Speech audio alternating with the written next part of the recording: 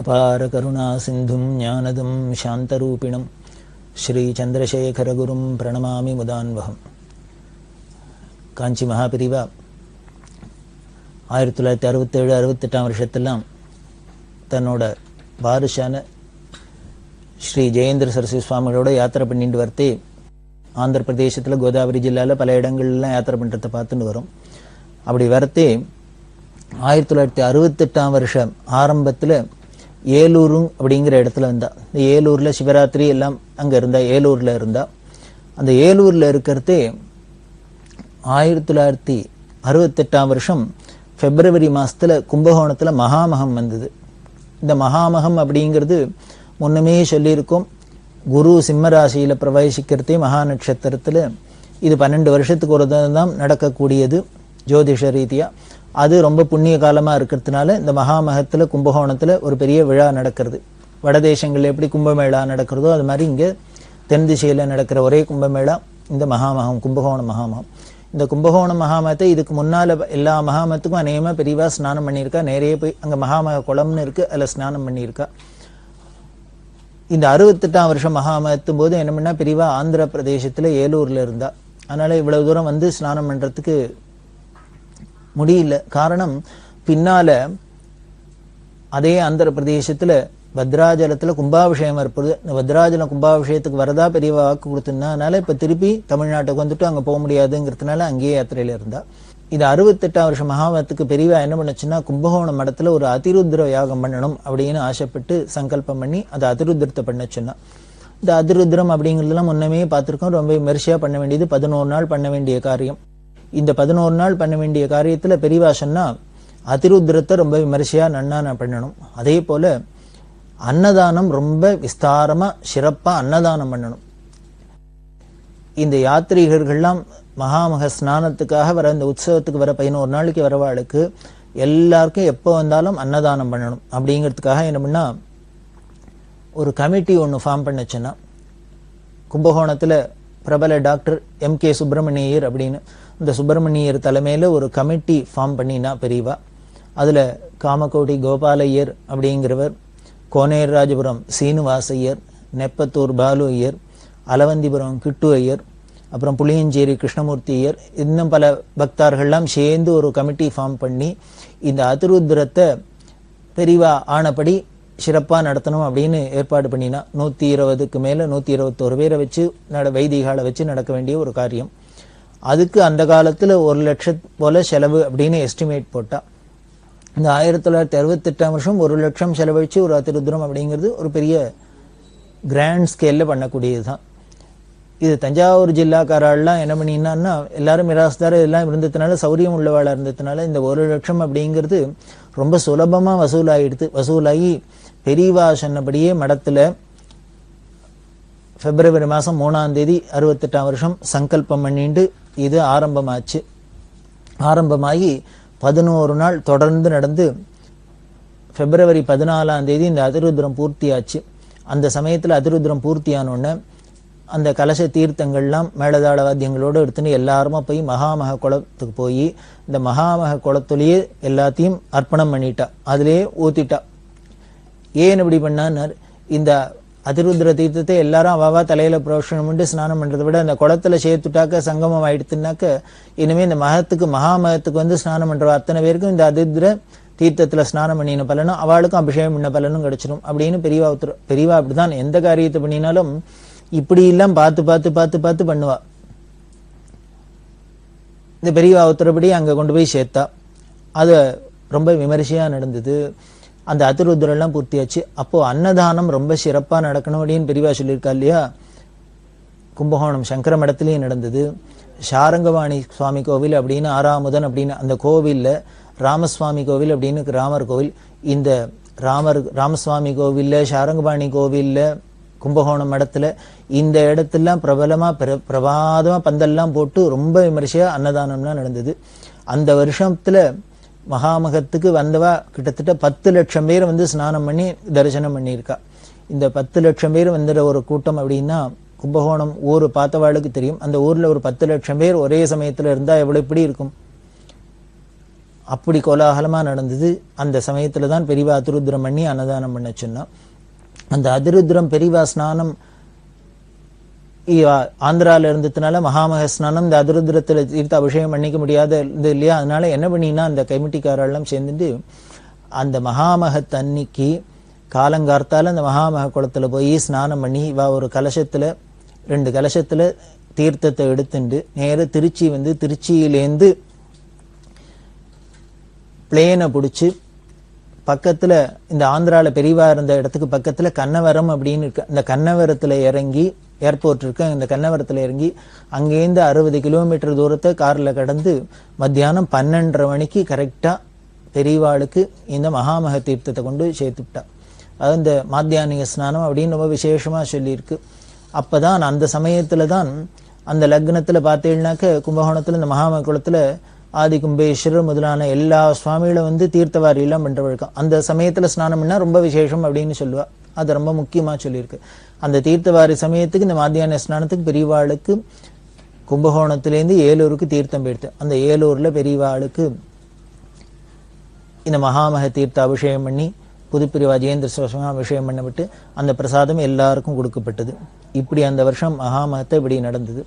இந்த மகாமகத்துல அதிருத்ரம் பண்ணினா உடனே பெரியவா என்ன பண்ணா, இந்த ருத்ரத்தினால பரமேஸ்வரனை பிரீத்தி பண்றோம், அந்த பரமேஸ்வரனுக்கு என்ன பிரீத்தி அப்படின்னர், அவர் சிவசக்தியா யுக்தோ ஏதி பவதி சக்த பிரபவிதம் அப்படின்னு பரமேஸ்வரன் அம்பாளோட சேர்ந்திருக்கிறதே தான் அவருக்கு பரம சக்தி உள்ளவரா இருக்கார், இத்தனை காரியம் பண்ற சிருஷ்டி ஸ்திதி சம்ஹாராதிகள்லாம்.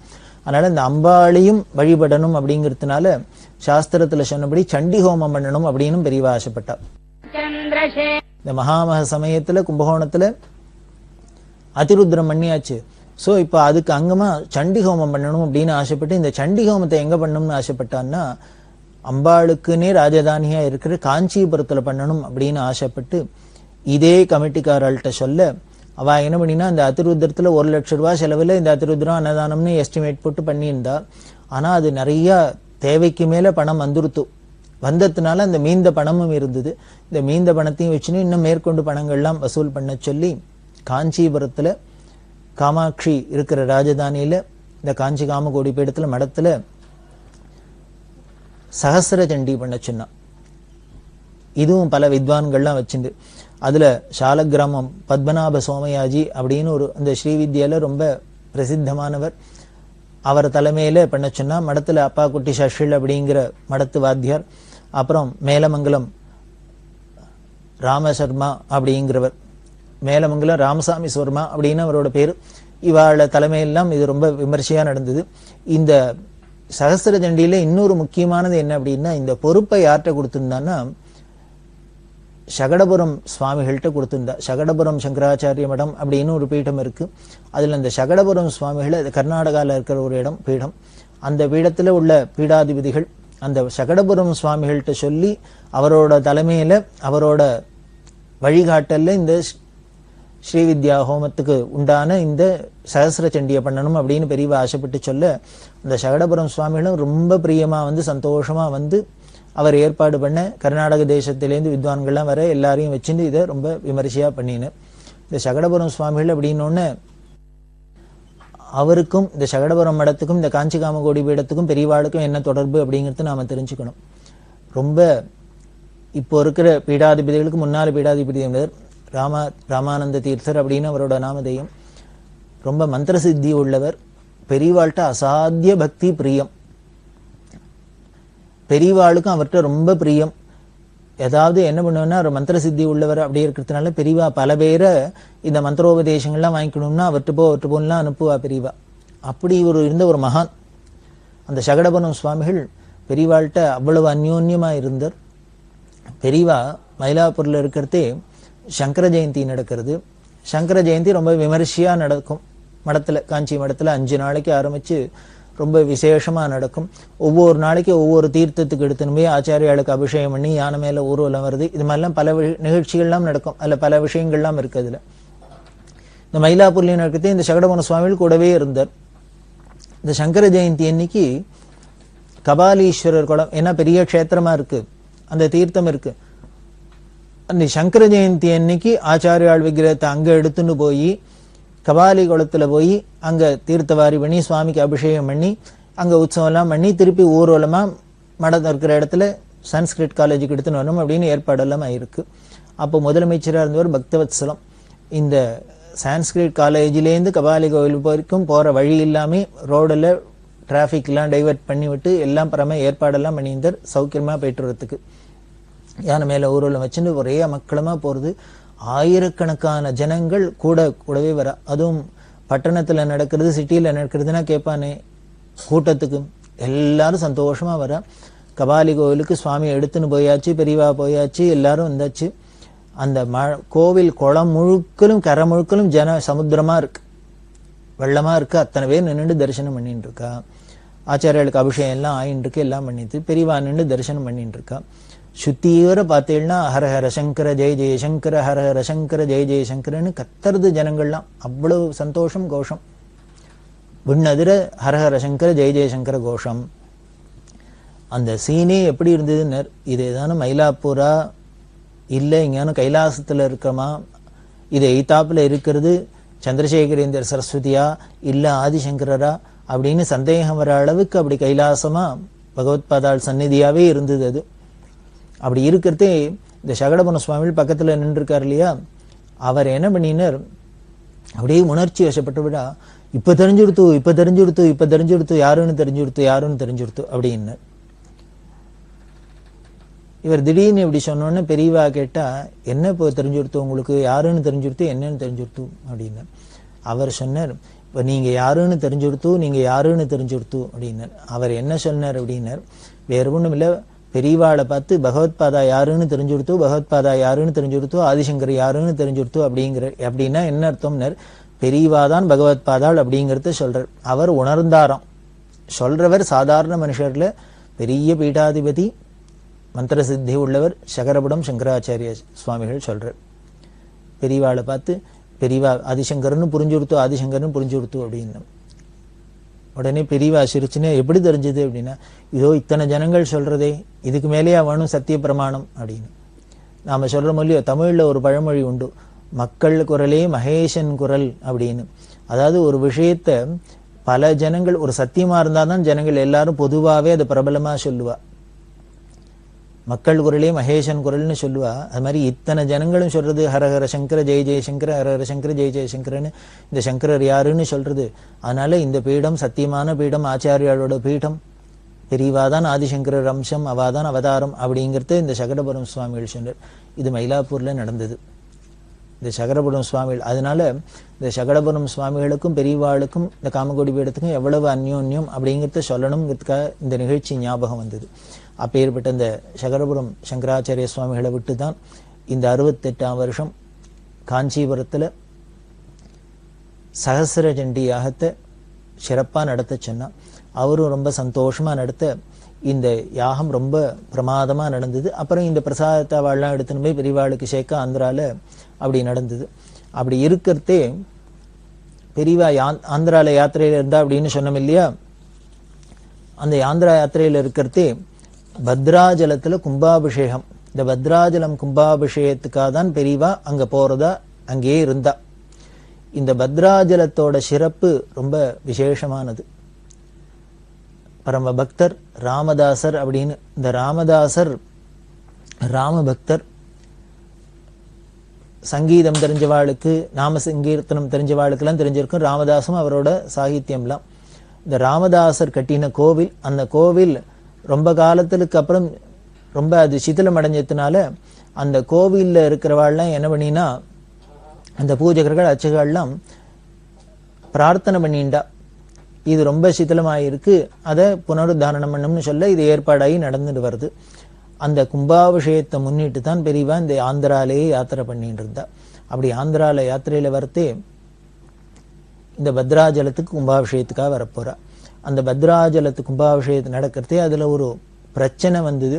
அந்த பிரச்சனை என்ன, அதுக்கு எப்படி தீர்வு யாரு மூலியமா கிடைச்சது, அதுக்கப்புறம் இந்த கும்பாபிஷேகம் எல்லாம் எப்படி விமர்சையா நடந்தது, அந்த பத்ராஜலத்தோட சிறப்பு என்ன, ராமதாசரோட சிறப்பு என்னங்கிறதையும் நம்ம அவசியம் தெரிஞ்சுக்கணும் இல்லையா. அதை தெரிஞ்சுப்போம். இந்த ராமதாசர், இந்த கோவில் பத்ராஜல ராமதாஸ் அப்படின்னா ஹைதராபாத் நவாப்ட அக்கண்ணா மாதண்ணா அப்படின்னு 2 அண்ணா தம்பிகள். இவா 2 பேரும் மந்திரிகளா இருந்தா. ரொம்ப நிர்வாகத்துல ரொம்ப கெட்டிக்காரா. இந்த அக்கண்ணா மாதண்ணாவோட மருமான் கோபண்ணா அப்படிங்கிற ஒருத்தர். இந்த கோபண்ணாக்கு குடும்பம் இருக்கு, கமலாம்பா அப்படின்னு அவரோட சம்சாரத்தோட பேரு. அவளுக்கு குழந்தைகள்லாம் இருக்கு, குடும்பம் இருக்கு. அப்ப என்ன பண்ணினா, இந்த நவாப்ட அக்கண்ணா மாதண்ணா மந்திரிகளா இருந்ததுனால இந்த கோபண்ணாக்கு ஒரு ஜீவனத்துக்காக வேணும்னு என்ன பண்ணா, பத்ராஜலம் தாலுக்காக்கு இவரை ஒரு தாசில்தாரா உத்தியோகம் கொடுத்தா அவருக்கும் கைங்கரியம் பண்ணுவார், அவரோட ஜீவனத்துக்கு சௌரியமா இருக்குன்னு ராஜாட்ட சொல்ல, நவாப் உடனே சரின்னு இந்த கோபண்ணாவை இந்த பத்ராஜலம் தாலுகாக்கு அவரை தாசில்தாரா நியமனம் பண்ணிவிட்டார். இந்த கோபண்ணாவோ பரம ராம பக்தர். இவர் பத்ராஜலத்துல ராமர தரிசனம் பண்ணார். ராமர தரிசனத்தை அந்த ராமர் மேல அப்படி ஒரு ஈடுபாடு. இப்ப இவர் தாசில்தாரா உத்தியோகமும் கிடைச்சது. அந்த வரி பணம் எல்லாம் வசூல் பண்ணுவா இல்லையா, வசூல் பண்ணவன அதை கொண்டு ராஜாட்ட நவாப்ட கொடுக்கணுமே. இப்படி என்ன பண்ணி இந்த கோபண்ணான்னா, இந்த வரி பணத்தை வசூல் பண்ண உடனே ராமருக்கு கோவில் கட்டுறது, ராமருக்கு ஸ்ரீராமனை உற்சவம் பண்றது, இனிமே ராமருக்கு நகைகள்லாம் பண்ணி போறது, அதை பண்றது இதை பண்றது, இப்படியே செலவழிச்சிருந்தார்.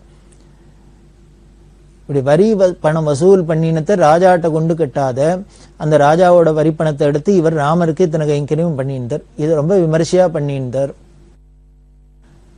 ஹைதராபாத்ல இந்த ராஜா பத்தர் 1 வருஷம் ஆச்சு, 2 வருஷம் ஆச்சு, 5 வருஷம் ஆச்சு. இந்த பத்ராஜலம் டிஸ்ட்ரிக்ட்ல இருந்து மட்டும் 1 ரூபா இங்க வருமானம் வரல, வரி பணம் ஒன்னான்னு வரல. என்ன ஏதுன்னு உடனே ஆளெல்லாம் விட்டு விசாரிக்க சொன்னா. விசாரிச்சா அங்க இருந்த தாசில்தாரா இருக்கிற கோபண்ணா எல்லாத்தையும் வரி பணத்தெல்லாம் வசூல் பண்ணி ராமருக்கு கோவிலுக்கு செலவழிச்சுருக்கார் அப்படின்னு தெரிஞ்சுது. தெரிஞ்சா நவாபுக்கு ரொம்ப கோபம் வந்துருத்தோம். இது ஒரு தப்பு தானே. உடனே என்ன பண்ணார், கோபண்ணாவை அழிச்சுன்னு வந்து ராஜா தண்டனை கொடுத்தார். 12 வருஷம் கடுங்காவல் தண்டனை சிறையில போட்டு அனுப்பிச்சுட்டார். கோல்கொண்டால பார்த்தீங்கன்னா இன்னமும் இந்த ராமதாசர் இருந்த சிறை அறை அப்படியே வச்சுன்னு இருக்கா. இவர் 12 வருஷம் இந்த கோபண்ணா சிறையில வாடினர். அந்த சிறையில வாடுறதே பல சாகித்யங்கள் எழுதியிருக்க. அதாவது மகான்களுக்கெல்லாம் என்ன பண்ணும்னார், கஷ்டம் வந்தா கூட அதுல இப்ப கூட என்ன புலம்புறது கூட ஐயோப்பான்னு புலம்ப மாட்டா, அப்ப கூட ராமகிருஷ்ணா ஈஸ்வரா பரமேஸ்வரான்னு அப்படிதான் புலம்புறதா இருக்கு. இதுதான் மகான்களுக்கு நமக்கு உள்ள வித்தியாசம். அப்படி இந்த ராமதாசர் உருகி பாடினதெல்லாம் தான் நமக்கு இன்னைக்கு சாகித்யமா பஜனை சம்பிரதாயங்கள்லாம் நாம பார்த்துட்டு இருக்கோம். அப்படி இருந்த இந்த கோபண்ணா அவர்தான் பத்ராஜல ராமதாஸ் அப்படிங்கிறோம்.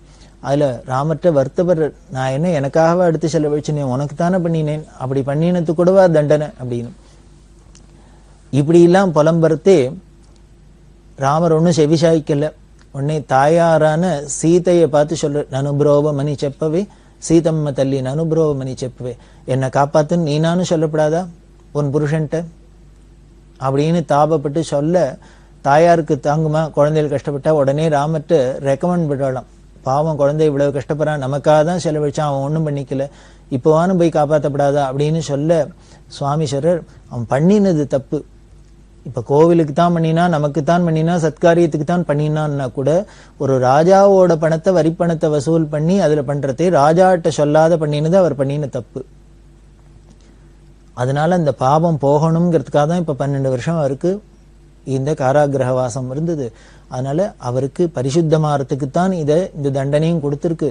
இந்த தண்டனையினாலே, இது ஈஸ்வர தண்டனையினாலே அவருக்கு பரிபக்குவம் அடைஞ்சிட்டு. அதாவது சாஸ்திரம் என்ன சொல்றதுன்னு, நாம பண்ணின தப்புக்கு ராஜாக்கு விஷ்ணு ஸ்வரூபமா சாஸ்திரங்கள் சொல்றது. ஏன்னா பரிபாலனம் பண்றது விஷ்ணுவோட அம்சமா இருக்கிறதுனால இந்த பிரஜைகள்லாம் காப்பாத்துறவன் ராஜா. அப்பேற்பட்ட ராஜாவும் விஷ்ணு அப்படின்னு தான் நாம ராஜாக்களை அவளை பூஜிக்கிறது அப்படின்னே நமக்கு ஒரு சம்பிரதாயத்துல வந்திருக்கு. அதனால என்ன சொல்றது சாஸ்திரம்னு, நாம பண்ற தப்புக்கு நமக்கு ராஜா தண்டனை கொடுத்துட்டான்னா அந்த பாவம் இங்கேயோட போச்சு. அப்படி ராஜா தண்டனை கொடுக்கலன்னா பின்னால தர்மராஜாட்ட போய் நரகத்துல போய் நாம அதுக்கு உண்டானதை அனுபவிச்சானும். ஒன்னா எய்தர் இங்கே அனுபவிக்கணும், இல்லையா அங்க போய் அனுபவிக்கணும். அதனாலதான் விஷயம் தெரிஞ்சவாள்லாம் என்ன பண்ணுவான்னார், எந்த தப்பு பண்ணினாலும் உடனே அதை தப்ப வெளியில சொல்லி அதுக்கு உண்டான தண்டனை இங்கேயே அனுபவிச்சுடுவா. இந்த அக்கௌண்ட் இங்கேயே சரியாகட்டும் அப்படிங்கிறத. அந்த நியாயப்படிதான் ராமரும் என்ன பண்ணினார், இந்த ராமதாஸ்க்கு இங்கேயே ராஜ தண்டனை அப்படிங்கிற ரூபத்துல 12 வருஷம் கொடுத்தார்.